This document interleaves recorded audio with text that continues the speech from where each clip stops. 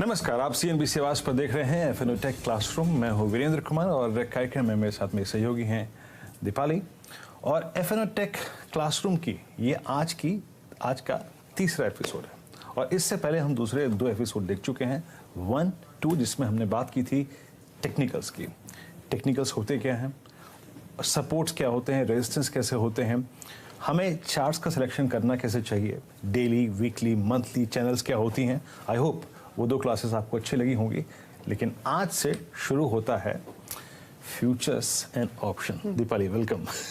नाम ही कॉम्प्लिकेटेड है, मतलब इनफैक्ट काफी लोग तो मुझे ऐसे भी मिलते हैं जो पूछते हैं कि FNO होता क्या है। इज इट FNO और या F&O? जी हाँ, थोड़ा सा यहाँ पे लिखा है FNO, लेकिन याद रखिए ये होता है फ्यूचर्स एंड ऑप्शंस। एंड को एंड कर दिया। हाँ, अभी हमने एंड कर दिया, लेकिन ये फ्यूचर्स एंड ऑप्शंस होते हैं जिसे डेरिवेटिव्स भी बोलते हैं।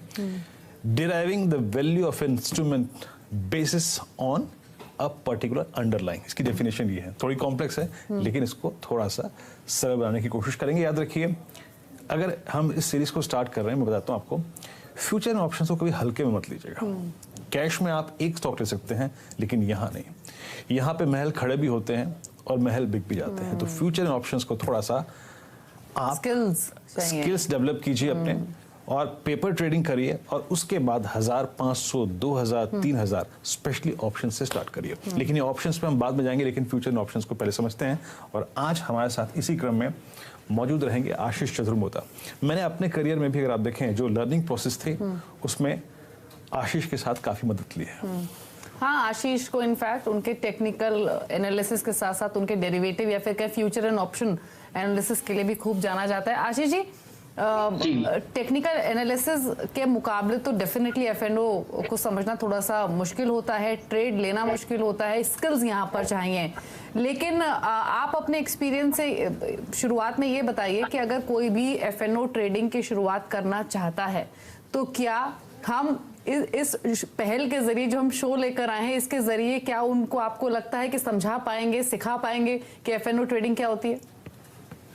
गुड आफ्टरनून दीपाली जी, और सभी दर्शकों को भी बहुत बहुत नमस्कार। और मुझे लगता है आपने एक बहुत ही अच्छे शो की शुरुआत की, क्योंकि एक तो ये जो कॉन्सेप्ट है इसको लेके कहीं ना कहीं एक बहुत बड़ा हवा बाजार में बना हुआ है कि ये बहुत कॉम्प्लिकेटेड होते हैं या इसको समझना बहुत मुश्किल होता है, ये बहुत स्किल्ड गेम है। तो डेफिनेटली ये स्किल्ड जरूर है, पर इसको अगर से आप बारीकी से समझो, जिसको हम पूरी तरह से कोशिश करेंगे आपके शो के माध्यम से समझाने का, तो मेरे ख्याल से आप इसको बहुत अच्छी तरह से समझ सकते हैं। और डेरिवेटिव्स को समझना है तो बस एक सिंपल चीज समझ लीजिए कि ये एक लीवरेज्ड प्रोडक्ट है। लीवरेज प्रोडक्ट को अगर से मैं एक हिंदी सरल भाषा में कहना चाहूं तो ये कहूंगा कि आपके जेब में 20 रुपए हैं और आप जो सौदा कर रहे हैं वो 80 रुपए या 100 रुपए तक की वैल्यू का कर रहे हैं। तो इसीलिए जो रिटर्न होते हैं वो बहुत ज्यादा होते हैं, और इसीलिए अगर से आपने इसमें सही तरह से रिस्क मैनेज नहीं किया तो लॉसेस भी काफी सिग्निफिकेंट हो सकते हैं। तो सरल भाषा में ये समझिए, आपके जेब में 20-25 रुपए है, पर जो कॉन्ट्रैक्ट वैल्यू या जो ट्रेडिंग की वैल्यू आप जो सौदा कर रहे हैं वो 80 से 100 रुपए तक हो सकता है।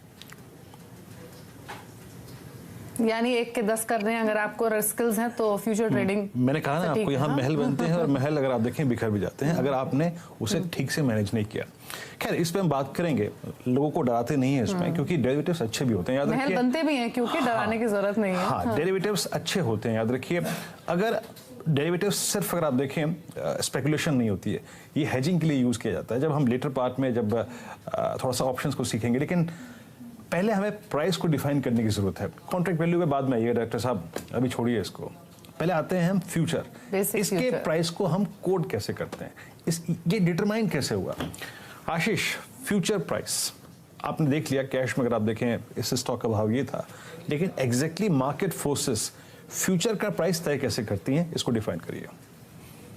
तो देखिए, पहले हम थ्योरेटिकल बात करेंगे और इसको समझने की कोशिश कीजिए कि अगर से मैं आपको ये कहूं कि आपको मुझे रिलायंस का शेयर 1 महीने बाद देना हो या SBI का शेयर 1 महीने बाद देना हो, तो 1 महीने के लिए आपको एक कॉस्ट लग रही है, एक तरीके का ब्याज लग रहा है, और उसी कॉस्ट को हम कहते हैं कॉस्ट ऑफ फाइनेंस। और ये कॉस्ट जब ऐड होती है 1 महीने की, तो इसलिए फ्यूचर का प्राइस आप देखेंगे जनरली स्पॉट के प्राइस यानी कि आपके कैश प्राइस से थोड़ा सा ज्यादा आपको देखने को मिलता है। तो इसीलिए फ्यूचर का जो प्राइस है इसको हम डेफिनेशन के टर्म्स में कहते हैं स्पॉट प्राइस यानी कि cash price plus cost of financial, यानी ये 1 महीना या मान लो आप 2 महीना या 3 महीने के जो कॉन्ट्रैक्ट की वैल्यू देख रहे हैं, तो 3 महीने में एक तरीके का ब्याज आपको लग रहा है, इसको कॉस्ट ऑफ कैरी या कॉस्ट ऑफ फाइनेंशियल कहा जाता है। और अगर से उस स्टॉक में किसी तरह का डिविडेंड मिलने वाला हो तो वो डिविडेंड माइनस किया जाता है। इस तरह से फ्यूचर की प्राइसिंग को डिफाइन किया जाता है। पर जैसे मैंने कहा ये थ्योरेटिकल वैल्यू है और ये जरूरी नहीं है कि आपको देखने को मिले। तो मैं आपको एक एग्जांपल की भाषा में इसको समझाने की कोशिश करूंगा कि सपोज एक स्टॉक का कैश मार्केट प्राइस 100 रुपया है और अगर से 12% ब्याज मार्केट में चल रहा है तो रफली आप देखेंगे कि जो 1 महीने का कॉन्ट्रैक्ट है वो टिपिकली 100 रुपए 50 पैसे से 101 रुपए तक की रेंज में आपको चलता हुआ देखने को मिलेगा। अगर से ये इससे बहुत ज्यादा है तो वहां आर्बिट्रेज की अपॉर्चुनिटी क्रिएट होगी जिसको हम बाद में समझाएंगे, या अगर से फ्यूचर के प्राइस स्पॉट के प्राइस से नीचे चल रहे हैं तो इसी को हम कहते हैं कि फ्यूचर्स डिस्काउंट में चल रहे हैं और उसके भी बहुत अपने मायने हैं। पर जैसे मैंने कहा वो एक रिवर्स आर्बिट्रेज की अपॉर्चुनिटी क्रिएट करता है। बट सही तरह से जो फ्यूचर की डेफिनेशन है थ्योरेटिकल भाषा में वो यही है, spot plus cost of carry minus dividend. जी हाँ, आपने कॉस्ट ऑफ कैरी सुना होगा एग्जैक्टली। देखिए आशीष ने उसको बहुत सरल भाषा में सब इस्तेमाल एक्सप्लेन किया। स्पॉट का प्राइस है फ्यूचर का प्राइस जो कि मुझे 1 महीने बाद डिलीवर होगा, उसको वहां तक रखने की, पालने की, पोसने की जो कॉस्ट है वो उसमें जोड़ दीजिए, प्लस जो बेनिफिट्स मुझे मिलेंगे यानी जैसे डिविडेंड, बाद में समझाऊंगा इसको मैं, डिविडेंड जो मिलना है उसको उसमें से माइनस कर दीजिए तो फ्यूचर की आपकी वैल्यू आ गई। लेकिन सबसे खतरनाक पार्ट शुरू होता है अब। फ्यूचर का प्राइस तो आपने देख लिया। हाँ बोलिए। मैं एक चीज और इनफैक्ट वीरेंद्र जो आशीष ने एक्सप्लेन किया उससे रिलेटेड एक चीज और पूछना चाहती हूँ जो कि मुझे शायद शुरुआत में पूछना चाहिए था। सब स्टॉक्स फ्यूचर्स में नहीं होते, ये बताना बहुत जरूरी है। अगर कोई लेमैन या बिगनर हमारा ये शो देख रहा है, मेरे ख्याल से 200 के आसपास स्टॉक्स है जो फ्यूचर्स में, 147 है स्टॉक्स है जो कि फ्यूचर्स में है। और आमतौर पे आशीष उन्हीं स्टॉक्स का इंक्लूजन एफएनओ में समय समय पर होता रहता है। एनएससी ये डिसीजन लेता है जिनमें ज्यादा ट्रेडिंग एक्टिविटी होती है, जिनमें ट्रेडर्स का ज्यादा इंटरेस्ट होता है, या फिर कोई और क्राइटेरिया भी होता है शामिल होने का? बहुत से क्राइटेरिया दीपाली, और बहुत से क्राइटेरिया है जिनके बेसिस पे एक स्टॉक को डिफाइन किया जा सकता है। और उसमें प्रमोटर होल्डिंग से लेकर के आपका ट्रेडिंग वॉल्यूम से लेकर के कितने समय तक एक स्टॉक लिस्टिंग के बाद मार्केट में बना हुआ, ये भी एक क्राइटेरिया होता है। इसी कारण आप देखते होंगे कि कई बड़ी कंपनियां जो कि हाल ही में जिनका मार्केट कैप 1 लाख करोड़ के ऊपर जा चुका है वो भी अभी तक एफएनओ सेगमेंट में नहीं आई, जबकि वहां पर ट्रेडिंग वैल्यू, ट्रेडिंग वॉल्यूम भी काफी ज्यादा हो रहा है। बट क्योंकि अभी एक सफिशिएंट टाइम उन्होंने एक्सचेंज पर नहीं बताया, इस कारण से भी उनका अभी तक एफएनओ में इंक्लूजन नहीं हुआ। तो ये बहुत से सारे क्राइटेरिया जो है वो एक्सचेंज समय समय पर डिफाइन करता है, जिसके बेसिस पे तय होता है कि कौन सा स्टॉक एफएनओ में शामिल होगा या नहीं होगा। जी इन क्राइटेरियाज को अभी जैसे कि आशीष ने बोला कि market cap, average volumes, promoters holding, और भी चीजें होती हैं, इम्पैक्ट कॉस्ट। अभी इससे घबराइएगा मत, इसको बहुत देर में हम समझेंगे क्यों इन स्टॉक्स को किसके आधार पे फ्यूचर्स में शामिल किया जाता है। लेकिन जैसे कि अभी हमने देखा कि फ्यूचर का प्रभाव क्या होता है। आशीष, सबसे खतरनाक पार्ट आता है अब, लॉट साइज।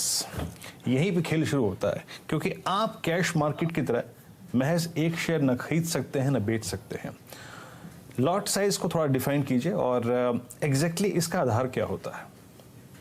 देखिए बहुत सिंपल है और इसको समझने की कोशिश कीजिए, कुछ भी कॉम्प्लिकेटेड नहीं है। जैसे कैश स्पॉट प्राइस में आप एक शेयर से लेकर के किसी भी क्वांटिटी तक जा सकते हैं। एफएनओ में या डेरिवेटिव्स में एक चीज को डिफाइन किया है कि एक स्टॉक का कितना वैल्यू ऑफ कॉन्ट्रैक्ट होगा। तो समझिए एक एग्जांपल के लिए कि कोई 100 रुपए का एक शेयर है और मोटा मोटी एक्सचेंज ने ये डिफाइन किया है कि जो रेंज होनी चाहिए वो 6 से 8 लाख तक की एक कॉन्ट्रैक्ट की वैल्यू होनी चाहिए। तो ऐसी सिचुएशन में जो जो स्टॉक का लॉट साइज है वो 6000 से लेके 8000 शेयर तक का आपको देखने को मिल सकता है, जो एक्चुअली 6 लाख से 8 लाख की वैल्यू होती है। तो आपको जब भी इस स्टॉक को खरीदना होगा आपको इसी लॉट साइज में खरीदना पड़ेगा। सपोजिंगली ये तय हुआ कि इस स्टॉक का लॉट साइज 6000 शेयर का है और स्टॉक का प्राइस 100 रुपया है, तो जैसे मैंने कहा कॉन्ट्रैक्ट वैल्यू 6 लाख हुई। और जब आप ब्रोकर को या डीलर को फोन करेंगे और अगर से आपने उसको कहा कि XYZ शेयर का एक लॉट खरीदिए, तो इसका मतलब यह है कि आप 6000 शेयर खरीद रहे हैं 100 रुपए के प्राइस पे, जिसकी वैल्यू 6 लाख हुई। बट डीलर को इस चीज या ब्रोकर को इसको बहुत आसानी से समझ में आ जाता है कि आप एक लॉट खरीदना इस स्टॉक का चाहते हैं। ठीक है, तो जो आशीष जी ने समझाया उससे क्लियर है, जो कि उन्होंने शुरुआत में भी कहा था कि आप ज्यादा वैल्यू की चीज कम पैसों में ले सकते हैं कुछ समय के लिए। आमतौर पे जब आप किसी स्टॉक की डिलीवरी लेते हैं तो उतना ही पैसा आपको देना पड़ता है, तब आप डिलीवरी लेते हैं। लेकिन फ्यूचर्स में आप एक निर्धारित समय के लिए कम पैसा देकर ज्यादा स्टॉक्स उठा सकते हैं। लेकिन कॉन्ट्रैक्ट वैल्यू, इस पर आप थोड़ा सा फोकस करते हैं। लॉट साइज हमें क्लियर हो गया, हर स्टॉक का अलग अलग लॉट साइज होता है। एक लॉट में किसी के 100 शेयर होते हैं, किसी के 75 शेयर होते हैं। मारुति का 75 शेयर आते हैं एक लॉट में, HDFC बैंक के 500 शेयर आते हैं एक लॉट में। तो सब स्टॉक्स का लॉट साइज अलग अलग होता है। लेकिन कॉन्ट्रैक्ट वैल्यू, थोड़ा सा इस पर फोकस कीजिए आशीष, समझाइए कॉन्ट्रैक्ट वैल्यू क्या होती है, कैसे इसका आकलन किया जाता है। जी बिल्कुल दीपाली जी, तो जैसे आपने अभी बात की कि कॉन्ट्रैक्ट वैल्यू और कुछ नहीं, शेयर का प्राइस इनटू लॉट साइज, ये जो वैल्यू आती है इसको हम कॉन्ट्रैक्ट वैल्यू कहते हैं। और जैसे हमने कहा कि हर स्टॉक का लॉट साइज अलग होगा, हर स्टॉक का प्राइस अलग होगा, तो उनकी कॉन्ट्रैक्ट वैल्यू अलग अलग हो सकती है। बट कहीं ना कहीं एक्सचेंज ये कोशिश करता है कि जो कॉन्ट्रैक्ट वैल्यू बाजार में इस समय चल रही है उसकी एक रेंज होना चाहिए, और वो रेंज हर अलग अलग समय पर एक्सचेंज उसको रिवाइज करता है। मौजूदा स्तर पर जैसे आप देखेंगे कि निफ्टी मोटा मोटी 9000 के आसपास चल रहा है और 75 का इसका इस समय लॉट साइज चल रहा है। तो रफली जो कॉन्ट्रैक्ट वैल्यू वो 8 लाख के आसपास आती है। तो ज्यादातर जो स्टॉक है वो आप देखेंगे 7 लाख से 9 लाख की रेंज में आज के समय कॉन्ट्रैक्ट वैल्यू इन स्टॉक्स की चल रही है। But in simple definition contract value का मतलब है शेयर प्राइस, यानी शेयर का जो करंट मार्केट प्राइस है इनटू लॉट साइज। जी हाँ, देखिए कॉन्ट्रैक्ट वैल्यू हमने यहाँ पे इसलिए डिफाइन करी क्योंकि जब हम आगे जाके मार्जिन सिस्टम्स को समझेंगे और वहाँ इसकी रिलेवेंस काफी ज्यादा होती है। सिंपली अगर आप देखेंगे क्या होता है, CMP यानी जो मौजूदा प्राइस है इनटू लॉट साइज, आपका कॉन्ट्रैक्ट वैल्यू आ गया। याद रखिए कॉन्ट्रैक्ट वैल्यू, जैसे कि आशीष ने कहा, एक्सचेंज कोशिश करता है कि पूरे स्टॉक फ्यूचर्स की एक समान ट्रेजेक्टरी रखी जाए, यानी 6 से 7, 7 से 8 सिमिलरली, ताकि जब एक ही सर्कुलर निकाला जाए कि कल से स्टॉक फ्यूचर्स में मार्जिन बढ़ के इतने से इतना हो जाएगा, तो वो ऑटोमेटिकली सारे स्टॉक फ्यूचर्स पे अप्लाई हो जाए। लेकिन अब आती है सबसे बड़ी चीज, जब हम फ्यूचर्स एंड ऑप्शंस की बात करते हैं तो सबसे बड़ी चीज जो कि हर जगह अप्लाई होती है, वो अप्लाई होती है फ्यूचर्स में भी और वो होती है ऑप्शंस में भी, और वो होता है OI, open interest, addition, subtraction, short covering, long unwinding, सब इस पर बेस्ड होती है। आशीष, डिफाइन कीजिए ओपन इंटरेस्ट को। देखिए इसको लेके काफी कंफ्यूजन होता है और बहुत बड़ा कंफ्यूजन होता है कि क्या ओपन इंटरेस्ट, वॉल्यूम और डिलीवरी ये अलग अलग है या समान है। तो इसको आज मैं क्लियर करता हूँ। ओपन इंटरेस्ट सबसे पहली बात है एप्लीकेबल होगा सिर्फ डेरिवेटिव्स मार्केट में, मतलब कैश मार्केट में ओपन इंटरेस्ट का कोई मायना नहीं होता। जो भी मायने हैं वो डेरिवेटिव्स मार्केट में है। अब इसमें इसको इस तरह से मैं समझाता हूं आपको। सपोज एक आदमी, एक पर्सन ए ने, ट्रेडर ए ने 6 लॉट एक स्टॉक के खरीदा और पर्सन बी ने 6 लॉट उस स्टॉक के शॉर्ट किया, और पूरे दिन में उन्होंने जब ये पोजीशन बनाई तो उन्होंने इसको कहीं पे भी लिक्विडेट नहीं किया, और शाम को जाते जाते ए ने 6 लॉट कैरी किया लॉन्ग साइड के, बी ने 6 लॉट कैरी किया शॉर्ट साइड के। जब हम शाम को बात करेंगे तो हम ये बात करेंगे कि इस स्टॉक में 6 लॉट का ओपन इंटरेस्ट पोजीशन खड़ा है। इसका मतलब आउटस्टैंडिंग कितने शेयर, कितने कॉन्ट्रैक्ट इस स्टॉक में ओपन खड़े हैं। तो आपने देखा कि 6 लॉट बाय लॉन्ग साइड पे और 6 लॉट शॉर्ट साइड पे है। इसका मतलब ये नहीं हुआ कि ये 12 लॉट ओपन इंटरेस्ट के खड़े हो गए। मीनिंग ये है कि अगर से किसी ने लॉन्ग बनाया तो किसी ने शॉर्ट बनाया है। हर एक लॉन्ग के सामने एक शॉर्ट पोजीशन खड़ी होती है और उसको हम ऐड नहीं करते, उसको अलग से देखते हैं और हम ये कहते हैं कि ये 6 लॉट की पोजीशन इस स्टॉक में ओपन इंटरेस्ट के तौर पर अभी खड़ी है। तो यानी ओपन इंटरेस्ट का जो आशीष ने समझाया वही एक सेंस मिलता है कि उस पर्टिकुलर ट्रेड में या फिर उस पर्टिकुलर पोजीशन में कितने पोजीशंस बाय साइड पर हैं, कितनी पोजीशन सेल साइड पर हैं, और जब ये इंटरेस्ट ओपन इंटरेस्ट बढ़ता है तो यूजुअली ये सेंस मिलता है कि और कितना इंटरेस्ट इस पर्टिकुलर स्टॉक में ट्रेडर्स की ओर से आ रहा है। कितना इंटरेस्ट ओपन है, ये एग्जैक्टली कितना इंटरेस्ट है ओपन। जब तेजी वाला स्टॉक में होता है तो ये सेंस मिलता है कि काफी लोगों का इंटरेस्ट यहाँ पर तेजी की तरफ है, और सिमिलरली अगर शॉर्ट ट्रेड में इंटरेस्ट बढ़ता है तो ये सेंस मिलता है कि यहाँ पर बिकवाली की तरफ इंटरेस्ट ट्रेडर्स का ज्यादा है। एक ब्रेक के लिए यहाँ पर रुक रहे हैं, लेकिन अभी आशीष ने जब ओपन इंटरेस्ट समझा रहे थे तो दो वर्ड्स का इस्तेमाल किया, लॉन्ग और शॉर्ट। तो लॉन्ग बिल्डअप क्या होता है, शॉर्ट बिल्डअप क्या होता है, इस पर करेंगे फोकस, आशीष से बातचीत करेंगे। चल वापस आते हैं।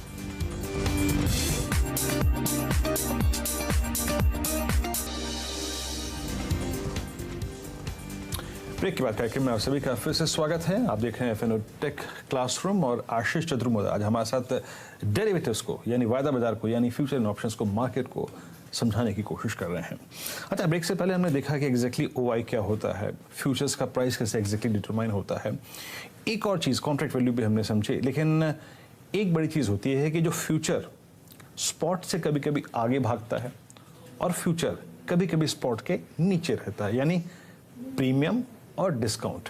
आशीष थोड़ा सा एक्सप्लेन कीजिए प्रीमियम और डिस्काउंट को, इसको कैसे समझना चाहिए, रीड कैसे करना चाहिए, और इसका मतलब मार्केट फोर्सेस कर क्या रही हैं फ्यूचर के प्राइस के साथ, इसको थोड़ा डिकोड कीजिए। बिल्कुल, तो देखिए जैसे हमने एक छोटा सा एग्जांपल लिया था कि स्पॉट में प्राइस 100 रुपए चल रहा है और अगर से 12% रेट ऑफ इंटरेस्ट है तो नॉर्मली जो थियोरेटिकल फ्यूचर का प्राइस होना चाहिए वो 150 से 101 रुपए के आसपास होना चाहिए।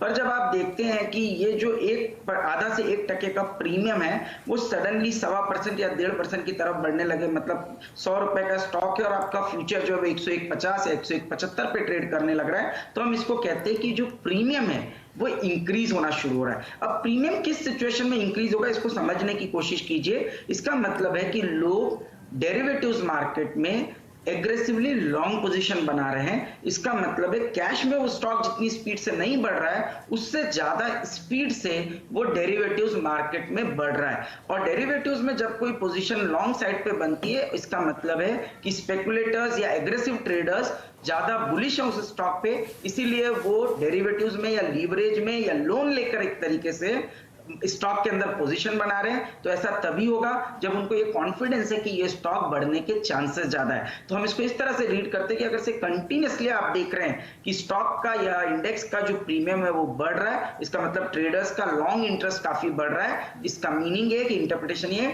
कि स्टॉक के या इंडेक्स के बढ़ने के चांसेस काफी ज्यादा है। अगर से हम इसी को उल्टा करें तो पहली बात डिस्काउंट की अगर से हम बात करें तो थियोरेटिकली तो फ्यूचर्स को डिस्काउंट पर होना नहीं चाहिए, पर डिस्काउंट पे अगर से तब भी हो रहे हैं इसका मतलब स्टॉक का स्पॉट प्राइस 100 रुपए चल रहा है और फ्यूचर का प्राइस 99 या 98 रुपए 50 पैसा चल रहा है, तो इसका मतलब ट्रेडर्स काफी नेगेटिव है। और क्योंकि कैश मार्केट में फ्रेश शॉर्ट पोजीशंस बनाई नहीं जा सकती, जो आपके पास पोजीशन है उसी को बेच सकते हैं, तो आपके पास कहीं शॉर्ट पोजीशन बनाने की जगह है तो वो डेरिवेटिव्स मार्केट है और वहां पर पे आप एग्रेसिवली स्टॉक को बेचे जा रहे हैं, जिसकी वजह से स्टॉक आपके डिस्काउंट पर आ चुका है, स्पॉट के नीचे आ चुका है। इसका मतलब है उस स्टॉक में मंदी के इंडिकेशन आने शुरू हो चुके हैं। तो प्रीमियम और डिस्काउंट दोनों चीज क्लियर होगी जैसे कि आशीष जी ने समझाया, लेकिन लॉन्ग पोजीशन शॉर्ट पोजीशंस का आपने बार बार जिक्र किया, तो लॉन्ग बिल्डअप और शॉर्ट बिल्डअप ये आपसे समझना चाहेंगे। हालांकि नाम से समझ में आता है कि लॉन्ग बिल्डअप यानी खरीदारी की पोजीशन, शॉर्ट बिल्डअप यानी मंदी की पोजीशन, लेकिन अगर फ्यूचर डेटा देखते हैं तो कब ये सेंस मिलता है कि इस स्टॉक में लॉन्ग बिल्डअप हो रहा है या फिर इस स्टॉक में शॉर्ट बिल्डअप हो रहा है? जी, तो यहाँ पर दीपाली बहुत कंफ्यूजन है लोगों को और आज इस कंफ्यूजन को मैं दूर करने की थोड़ी कोशिश करूंगा। लॉन्ग बिल्डअप का मतलब ये नहीं है कि सिर्फ लॉन्ग पोजीशन बन रही है। जैसे मैंने कहा कि ओपन इंटरेस्ट तभी बढ़ेगा जब, अगर मैं एक एग्जांपल लेता हूं कि 100 रुपए का स्टॉक है और सपोज कल का ओपन इंटरेस्ट 1 लाख शेयर का था और अगले दिन ये स्टॉक 100 रुपए से 102 रुपया हो गया और आपने देखा ओपन इंटरेस्ट 1 लाख से बढ़कर 1,10,000 शेयर का हो गया, तो इसका मतलब है कि ये जो 10,000 share share incrementally open interest में बढ़े हैं। ये प्योर लॉन्ग नहीं है, इसमें 10,000 लोगों ने लॉन्ग पोजीशन बनाई और 10,000 ही शॉर्ट पोजीशन बनी, बट लॉन्ग्स ने इन पोजीशन को डोमिनेट किया, तभी उन्होंने प्राइस को 100 रुपया से 102 रुपए पे किया। इसका मतलब है कि जो लोग बेच रहे थे वो वीक थे और जो खरीद रहे थे वो स्ट्रांग थे। उन्होंने बढ़ते हुए प्राइस के अंदर में, इंक्रीज प्राइस के अंदर में पोजीशन को लिया और उसको कैरी फॉरवर्ड किया, इसीलिए ओपन इंटरेस्ट बढ़ा। अगर से वो कैरी फॉरवर्ड नहीं करते तो ओपन इंटरेस्ट नहीं बढ़ता, पर क्योंकि उन्होंने पोजीशन को कैरी फॉरवर्ड किया, इसलिए आपका जो ओपन इंटरेस्ट था वो 1 लाख शेयर से 1,10,000 रुपया, हम इसको कहते हैं कि 10% ओपन इंटरेस्ट में इजाफा हुआ और प्राइस 100 रुपए से 102 हुआ, मतलब प्राइस में 2% की तेजी हुई। और इस फिनोमिना को हम कहते हैं लॉन्ग क्रिएशन या लॉन्ग बिल्डअप ऑफ पोजीशन। जी, तो याद रखिए ठीक इसी का अगर आप देखें जो इनवर्स कोरिलेशन होता है लॉन्ग का होता है शॉर्ट, यानी एक तरीके से लॉन्ग पोजीशन बिल्डअप हुई और एक में शॉर्ट यानी शॉर्टिंग यानी मंदी खेली गई। लेकिन आशीष, ये जो एनालिसिस के और आकलन के जो 4 कोर फॉर्मूले होते हैं वो होता है एक लॉन्ग बिल्डअप जो आपने समझाया, एक होता है शॉर्ट बिल्डअप यानी मंदड़ियों ने डोमिनेट किया शॉर्ट बिल्डअप। थोड़ा सा आज एक शब्द जो कि जिसकी हम सबको बड़ी अगर आप देखें कहीं ना कहीं उम्मीद लगी रहती है बाजार में, शॉर्ट कवरिंग आ जाए यार किसी तरीके से। थोड़ा सा शॉर्ट कवरिंग और लॉन्ग अनवाइंडिंग इसको भी समझाइए, और शॉर्ट कवरिंग कैसे बाजार में थ्रस्ट जनरेट करती है ऊपर के साइड। जी, तो काफी इंटरेस्ट रहता है, मतलब लॉन्ग अनवाइंडिंग से ज्यादा अगर से कोई बहुत ही ज्यादा शॉर्ट आउट वर्ड है तो वो शॉर्ट कवरिंग, और इसके कारण है, मैं आपको समझाता हूं। समझिए कि एक स्टॉक एक हफ्ते में 100 रुपए से 90 रुपया आ गया और इस ड्यूरेशन में आपका जो ओपन इंटरेस्ट था वो 1 लाख से बढ़कर के 2 लाख शेयर पे हो गया। तो हमने इसको समझा कि ये तो हुआ शॉर्ट बिल्डअप, बट 90 रुपए पे कहीं ना कहीं जो शॉर्ट्स है उनको ये लगता है कि अब बाजार में इस स्टॉक में बढ़ने की चाल हो सकती है, टेक्निकली कोई सपोर्ट आ सकता है, या हो सकता है ये फाइनेंशियल स्पेस का कोई स्टॉक हो और शायद आरबीआई की या मॉनेटरी पॉलिसी है, तो हो सकता है इस स्टॉक में एक अपमूव आए, और इस डर के चलते जो ओपन इंटरेस्ट है वो घटना शुरू हो जाता है और प्राइस जो है वो 90 से बढ़कर 94-95 पे आता है। इस फिनोमिना को हम कहते हैं जब आपका ओपन इंटरेस्ट कम होने लगे और स्टॉक का प्राइस बढ़ने लगे, इसको हम कहते हैं शॉर्ट कवरिंग बाजार में शुरू हुई है। और जब शॉर्ट कवरिंग 1 या 2 दिन होती है तो जनरली ये माना जाता है कि जो पिछले 1 हफ्तों से जिन्होंने शॉर्ट बिल्डअप बनाने की कोशिश की है वो अब अपनी पोजीशंस को कवर करना शुरू करेंगे, क्योंकि अब उनका प्रॉफिट जो 10 रुपए था वो 5 रुपए हो गया, 5 रुपए से 3 रुपए हो गया, और एक ऐसा पॉइंट आता है जब उनको लगता है कि ये जो पूरा 3 रुपए भी कहीं मेरे हाथ से ना चले जाए, और तब इसलिए इस चलते वो अपनी सारी पोजीशंस को शॉर्ट्स को कवर करने की कोशिश करते हैं, जिसके चलते प्राइस में एक जबरदस्त अपमूव आता है। और इस प्राइस के शॉर्ट अपमूव को हम कहते हैं शॉर्ट कवरिंग का एक सिग्निफिकेंट अपमूव। और लॉन्ग अनवाइंडिंग भी सिमिलरली यही प्रोसेस होता है? जी बिल्कुल, तो जैसे मैंने कहा कि शॉर्ट कवरिंग में आपका जो प्राइस है वो नीचे से ऊपर आता है, लॉन्ग अनवाइंडिंग बिल्कुल इसी तरह से है, आपका प्राइस कम होता है और ओपन इंटरेस्ट भी कम होता है। इसका मतलब जिन्होंने पिछले कुछ दिनों से लॉन्ग पोजीशन बनाई, स्टॉक उनके डायरेक्शन में चला गया, अब उनको लगता है बहुत अच्छा मूव मिल चुका है, it's time to book profits, तो उनकी ओपन इंटरेस्ट की पोजीशन कम होती है और प्राइस भी धीरे धीरे कम होना शुरू होता है। इस प्राइस कम को हम इसलिए मंदी के तौर पे नहीं देखते, इसको एक न्यूट्रल डायरेक्शन माना जाता है कि भाई ये स्टॉक सिर्फ इसलिए टूट रहा है कि लोगों ने पिछले कुछ दिनों में लॉन्ग पोजीशन बनाई थी, पैसा बन गया, अब वो अपने घर अपना पैसा को लेके जाना चाहते हैं, तो जो ओपन इंटरेस्ट की पोजीशन है वो थोड़ी कम होगी, प्राइस भी थोड़ा सा कम होगा। तो बहुत ही अच्छे तरीके से आशीष ने यहाँ पर समझाया open interest, long position, long unwinding और similarly open interest, short buildup और शॉर्ट कवरिंग, तीनों कैसे इंटरलिंक्ड हैं और तीनों का इम्पैक्ट क्या होता है किसी भी स्टॉक मोमेंट पर।